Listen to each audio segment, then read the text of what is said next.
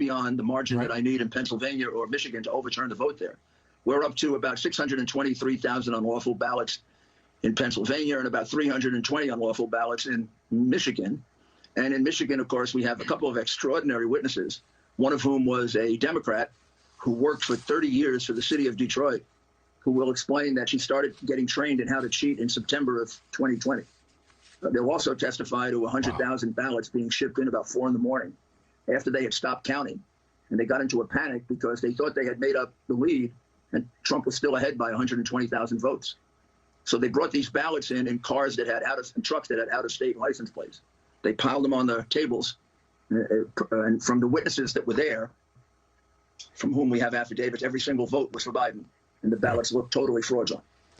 Only one person voted for, rest of the ballot empty.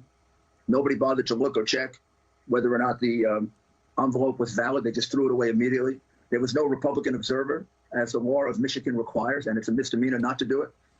So I can't see these 100,000 votes standing, plus about 140,000 more that were counted deliberately out of the sight of any Republican who could check the validity of the ballot. And I think that number will go up. When we began in Pennsylvania, we only had like about 130. We're now at 632,000.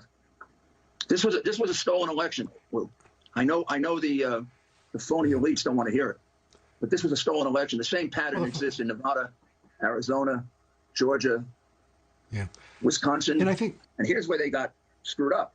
The margins were much bigger than they anticipated.